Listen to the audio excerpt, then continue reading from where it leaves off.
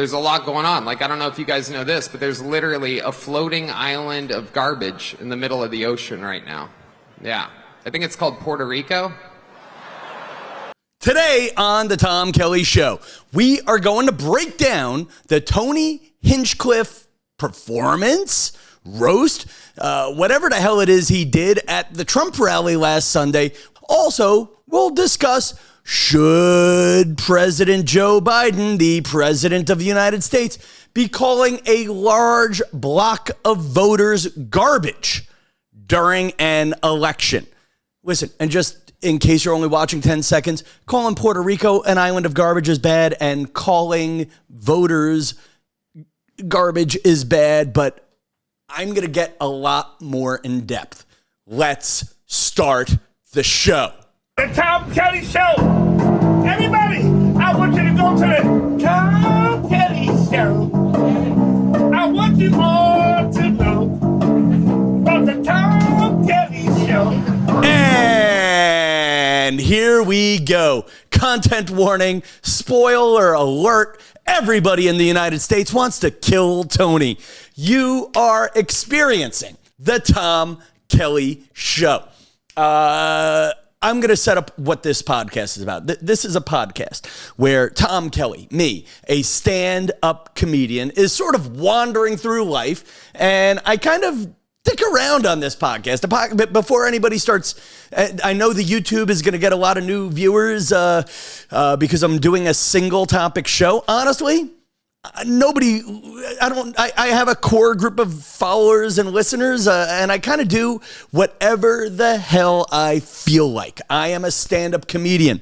I write for morning radio shows around the country. Nobody's ever heard of me. In fact, do you even know my name unless you're looking at my image right now? Tom Kelly. Anyway, I also, though, relevant to me talking about what happened with Kill Tony at the Trump rally, is I'm also a moderately successful warm-up comedian for TV shows. For many years, I worked at The View. For many years, I worked at Good Morning America. I've worked at America's Got Talent. I have done shows. I'm running out of I'm blanking on my resume right now. Just worked with Shaquille O'Neal on a show, Lucky 13. I work with Michael Strahan on the $100,000 Pyramid. And that experience, and I was working in a lot of those shows all the time. Pandemic kind of shut me down. And here I am, podcasting, trying to suddenly become famous at 47 when I was okay selling out and just making a check. Why does that resume have to come up right now?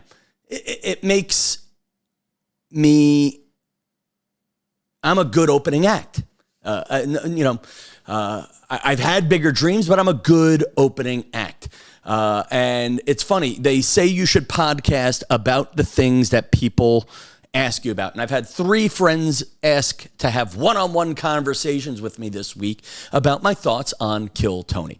And the bottom line is, as one of the best opening acts for bigger names in this country that nobody's ever heard of, Tony Hinchcliffe forgot the assignment. The assignment of an opening act, the assignment of a warm-up act is to set up whoever is following you for success. Now, a rally where you're hired by the candidate is different than the White House Correspondents' Dinner where you have a comedian challenging the person in power. That thought is going to come up in a second. But the first clip, and I'm going to play these clips throughout the day or throughout the show. Not throughout the day. I feel like once the show's over, I really don't need to talk about this anymore. But this has been annoying me all week, and I have felt the urge to talk about this all week. The first thing that everybody's talked about, the clip that really made the news, is this clip at the 2-minute mark on the YouTube. Oh, and by the way, folks, I'm going to say this to all the people criticizing Tony Hinchcliffe. Watch the whole damn thing. It's a 9-10 minute piece. 9 minutes of them stink, and one of them so brilliant that We'll talk about that at the end. But for right now, let's start with the line everybody's talking about. Is the island of Puerto Rico garbage? Let's see if I hit this right. You know, there's a lot going on. Like, I don't know if you guys know this, but there's literally a floating island of garbage in the middle of the ocean right now. Yeah. I think it's called Puerto Rico. Okay. All right. Okay. We're getting there. Again, normally I don't follow the national anthem, everybody. Who is Tony Hinchcliffe? I mean, I want to call him almost a roast comedian. He's a stand-up comic of some sort. He is the star of a podcast that is a spectacle, an amazing spectacle. He might be the biggest tastemaker in stand-up comedy right now, besides Joe Rogan. He is the star of a show, Kill Tony, which is more powerful than the Tonight Show for up-and-coming comedians right now. We know our friend J.P. Lambiase, who was on the podcast a few weeks ago. There are comedians who moved to Austin, Texas, so that way they can go to the open mic night he has every week. And open mic night's the wrong word. The show he has every week, where you put your names in a bucket. And then if your name gets called, you get to perform 1 minute of stand-up comedy on Tony Hinchcliffe's show. And the speed through the story. He's mean.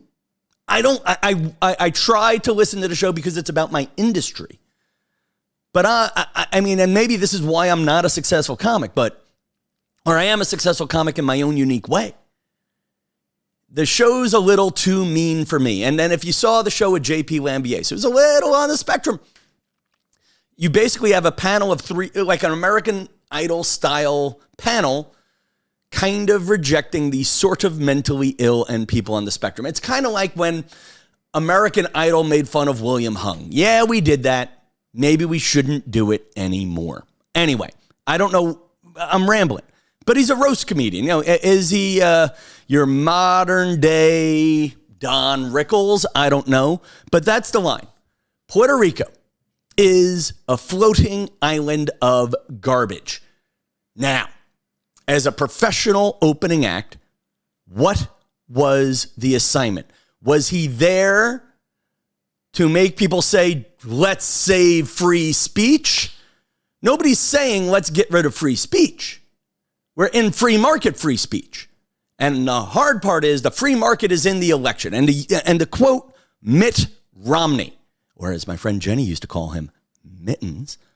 But the quote, Mitt Romney. Whoever's running for president, you could put Tom Kelly or toilet paper on the Democratic ticket, which honestly, it seems like we did with Kamala. Kind of just threw someone on. No primary. Talk about that in a minute. But you could put whoever you want, and they're going to get 45% of the vote. And same thing for the Republican side. You can put whoever you want. They're probably going to get 45% of the vote. Maybe even 47% was the Mitt Romney one. Because you're fighting for that 8%. And right now, man, I am in that 8%. I am torn between Donald Trump, Kamala Harris, and Mickey Mouse. The only thing that keeps me from stressing at night is I live in a blue state that's going to go for the Democratic candidate no matter what. So, yeah. I may have a protest vote for Trump. I may have a protest vote for Kamala Harris. But right now on the ticket, we have two candidates that I swore I would never vote for. Hate comments from the Trumpers coming in. But Tony, you did not achieve the assignment, which is to get me or people like me to say, oh, this guy, I'd vote for him. Now, here's the thing with Puerto Rico, too, is I don't think Donald Trump is racist. But whatever. But when there was a hurricane in Puerto Rico in 2016, Trump was criticized for the speed of his response. Right or wrong, Trump was criticized for the speed of his response. There was the big thing with Donald Trump throwing rolls of paper towel into a crowd of people pleading for supplies. This is a man who is criticizing illegal immigration, which does not include the island of Puerto Rico. He's criticizing the southern border, which is not the island of Puerto Rico. The bottom line is, Puerto Ricans, when they're on the mainland U.S., they can vote. And you're alienating people in that 8%. End of speech. End of speech. You did not understand the assignment. Actually, I had this line about, I'm going to throw this in just because it's out of order. I wrote out notes. I tried to do this show right, people. I've been wanting to do this all week. But on the other hand, I'm lazy. I'm lazy. But here's the thing, when I watch Tony Hinchcliffe and the panel of comedians rip apart, obviously mentally ill people with dreams doing bad comedy on his show, I often wonder, geez, are we creating the next Joker? And that's why the movie Joker messed me up, is if you watch the movie Joker, not Joker 2, but Joker 1, it was about a mentally ill guy who was doing stand-up comedy, who had a nervous breakdown and became a mass murderer. And I feel like the next mass murderer we get in the United States may be a failed contestant from Kill Tony. But that's irrelevant. But here's my thing with the Puerto Rico comment. Everybody's so eager to be offended by that. And I don't know if that was the least offensive thing in the set. And by the way, I am going to build up to a truth on Tony Hinchcliffe. I know I'm pooping on him now, but all of these awful things he said overshadowed the smartest thing he said. Let's speed through this. Where is it? 3 minutes. The other side's got a lot of crazy endorsements. Swift, Eminem, Leo DiCaprio, Beyonce. Every day the Democratic Party looks more and more like a P. Diddy Party. Okay. Okay, that's what you guys want. Okay, that's an accident. I wanted to save that clip for the end. Here's the deal. When you make fun of Puerto Rico, you're punching down. The joke is easy. Island of garbage in the middle of a body of water. That's a Staten Island joke. Okay? Everyone's like, but we're never going to have another Don Rickles if we keep policing free speech with taste. You know what? One Don Rickles was enough. When everybody's doing Don Rickles, it's just hack. What makes you original? And this joke is the original one. See, what I love about comedy, my comedy I try to do, is it's when you punch up. You punch down on Puerto Rico, they're poor. I mean, maybe they're not all poor. You know, there's beaches, there's vacation places, blah, blah, blah. But on the whole, people who leave a beach paradise to live in the Bronx, they're poor. You're punching down on people. And that's easy. Like, and listen, I've done it. I'm guilty of it. I mean, I try so hard not to, though. If you watch the videos I've been doing about Long Island lately, by the way, if you're new to the show, subscribe to my Instagram, TomKellyShow. I've had success making fun of towns on Long Island, and people are always like, hey, Tom, you make fun of Massapequa and the rich neighborhoods. Why don't you make fun of Hempstead, the black neighborhood? I don't not make fun of it because it's a black neighborhood, but honestly, that's probably smart, too. I don't make fun of them because it's a poor neighborhood. It's easy to make fun of poor people. You know? Now, what he did, I mean, the most original sentence here, back to the 3, I want you guys to listen to it one more time. The other side's got a lot of crazy endorsements. Swift, Eminem, Leo DiCaprio, Beyonce. Every day the Democratic Party looks more and more like a P. Diddy Party. Now, listen, every white comedian is making Jeffrey Epstein jokes. And maybe that's just a Jeffrey Epstein joke. But it's not. If you think about it, who are the powerful people who were around Diddy? Who are the powerful people that had a suspicion Diddy was sleeping with underage girls, forcing himself on people, allegedly? That's the power of comedy. And when you do a trashy joke, it distracts from the smartness of comedy and the power of comedy. But the other problem with comedy is you have to be patient with the clinkers to get to the gold. You have to dig through the dirt to get through the gold. And right there, that last sentence. Every day the Democratic Party looks more and more like a P. Diddy Party. Checking power. You know, how many rich people were quiet about a rich person allegedly doing something awful?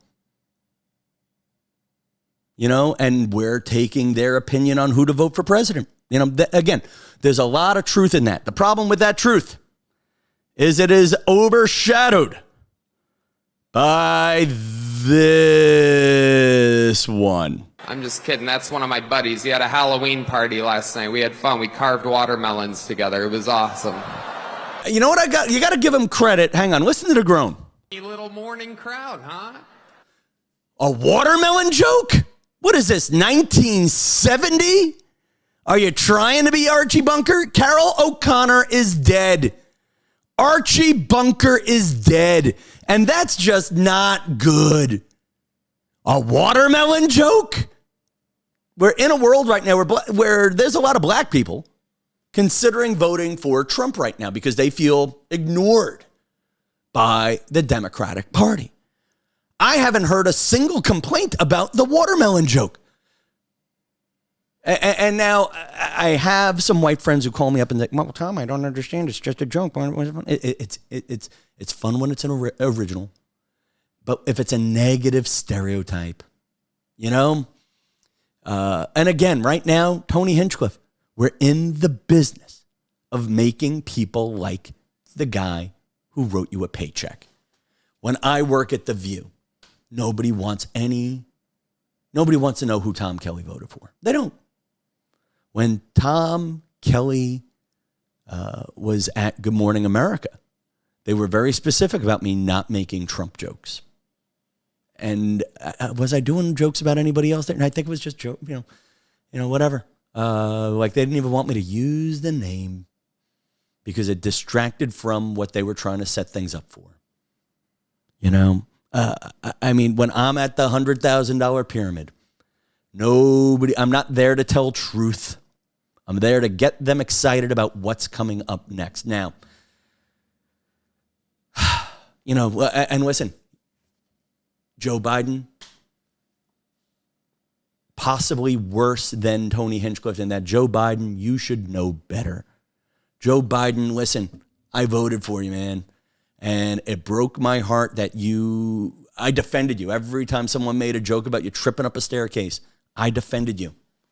And it breaks my heart that you did not step out before that first debate with Trump. And as a guy who voted for you, I've seen you be a nice guy in person. Everybody who saw you that week is in on the conspiracy. Now, if the other guy, all he had to do was be a little bit more mature during the pandemic, and, you know, again, Donald Trump's failure for me was in early 2020. He did a lot of things right with the pandemic, but he just couldn't stop debating. He couldn't be a grown-up. He couldn't be the bigger man. Election day, honestly, I don't like voting drop boxes. It makes me distrust the system. And I say that as a man who has had a Democratic friend screwed by a magical box of drop box votes showing up at an election. You know, all Trump had to do was say, hey, I don't agree with how the other guy won, but I left you a strong economy, America. I left you a vaccine. Take it if you want to take it. Don't take it if you don't want to take it. Guys, no rioting anymore. I'll go shake the next guy's hands and I'll kick his ass in 4 years. That's all he had to say. And I would have voted for him easily this year. I would have ignored and forgotten all the stuff I'm trying to forget, even at the debate against Biden. All he had to do was shut up, and he couldn't do that right. Kamala Harris, right now, all Trump has to do. Nobody's excited about Kamala Harris. We're afraid of Trump. And you're booking comedians at your rally? And listen, and I'll just give you one more just because this is another one who didn't understand the assignment. I guess I'll start with this. I can't fucking believe I'm Madison Square Garden with all you people. I've been in there. Sid Rosenberg, a New York City radio personality. A man who has been very nice to my friend Tom Sullivan, who is running for office, gave a pro-Israel yet profanity-laced speech about Hillary Clinton calling the Trump rally a Nazi rally. And here's the deal. Let me say, I think there's a... I get back and they go, Sid, you want to speak at this MSG thing? I go, sure. Out of character for me to speak at a Nazi rally. I was just in Israel, but I took the gig. She is some sick bastard, that Hillary Clinton, huh? What a sick son of a bitch. The whole fucking party, a bunch of degenerates, lowlives, Jew haters, and lowlives. Every one of them. Every one of them. Sid, you have an AM radio show. You know how to be FCC friendly. You need to convince that 8% that ain't voting for your guy that your guy is in total trash. That's it.